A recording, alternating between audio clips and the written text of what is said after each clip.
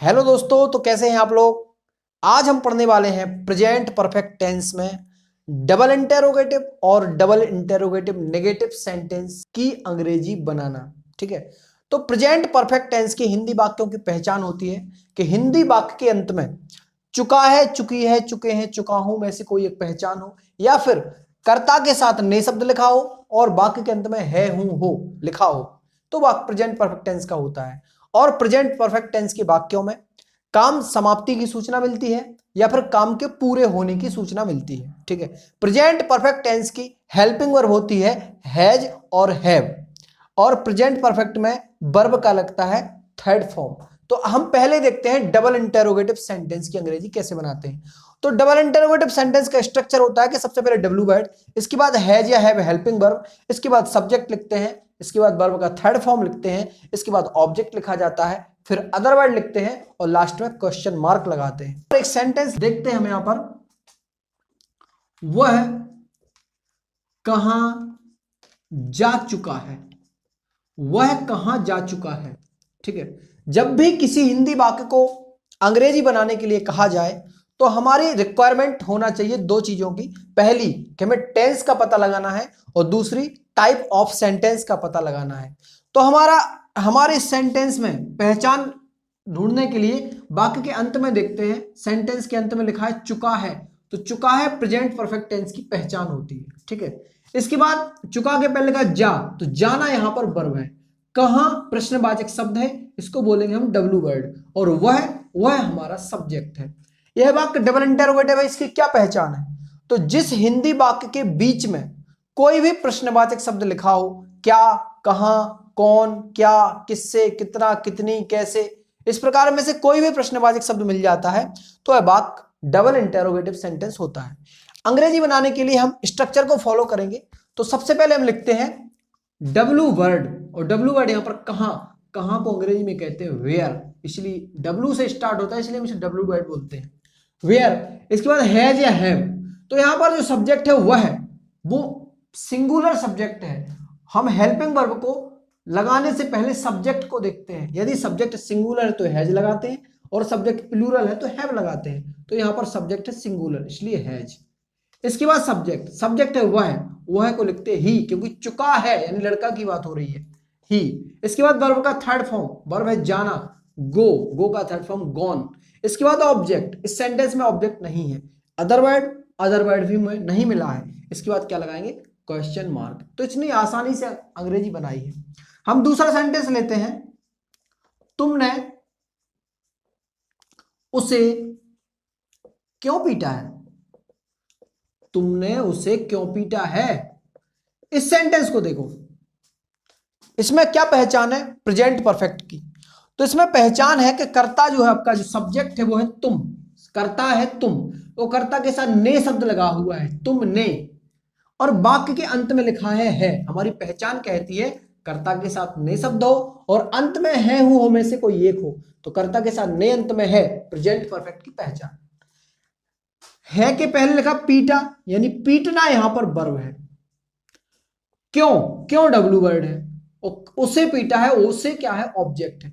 जब किसी वाक्य में सब्जेक्ट के अलावा दूसरा व्यक्ति होता है तो वो ऑब्जेक्ट कहलाता है।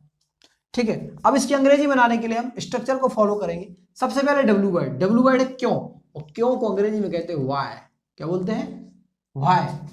इसके बाद हैज या हैव, तो सब्जेक्ट हमारा यू, तुम, जो कि प्लूरल है, इसलिए हेल्पिंग वर्ब हैव लिखेंगे। इसके बाद सब्जेक्ट है तुम को लिखते हैं you.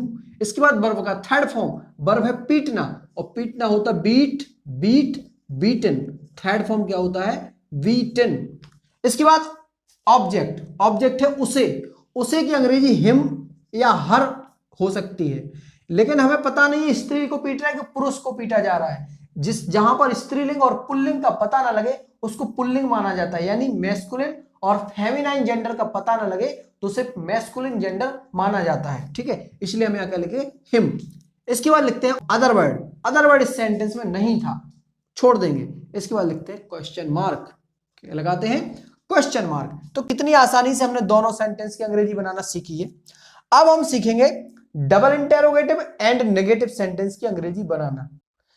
Double interrogative and negative sentence में स्ट्रक्चर में लिखा है कि सबसे पहले डब्ल्यू वर्ड आएगा, फिर हैज है, फिर सब्जेक्ट, सब्जेक्ट के बाद नॉट बढ़ जाता है, इसके बाद वही रहेगा जो इसके पहले था, वर्ब का third form, object, other word और क्वेश्चन मार्क।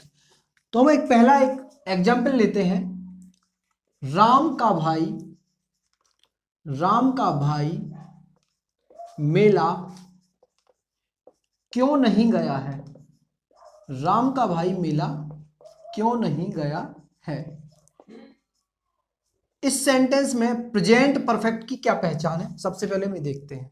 तो यह लिखा है मेला क्यों नहीं गया है। यदि हम क्यों और नहीं को ना पढ़ें तो बनता है राम का भाई मेला गया है, यानी जाने का काम समाप्त हो गया है, इसलिए हमारी प्रेजेंट परफेक्ट की पहचान है। तो यहां पर राम का भाई सब्जेक्ट है, यहां पर सब्जेक्ट राम नहीं है, राम का भाई इतना पूरा आपका सब्जेक्ट है। मेला स्थान है और स्थान को अदर वर्ड माना जाता है। क्यों आपका डब्ल्यू वर्ड है, नहीं नेगेटिव वर्ड नॉट है, और जाना गया है मतलब जाना, जाना आपकी वर्ब है। ठीक है, तो अंग्रेजी बनाएंगे सबसे पहले स्ट्रक्चर को फॉलो करेंगे। सबसे पहले लिखते हैं डब्ल्यू वर्ड, और यहां पर डब्ल्यू वर्ड है क्यों, और क्यों को अंग्रेजी में कहते हैं व्हाई। क्या बोलते हैं? व्हाई।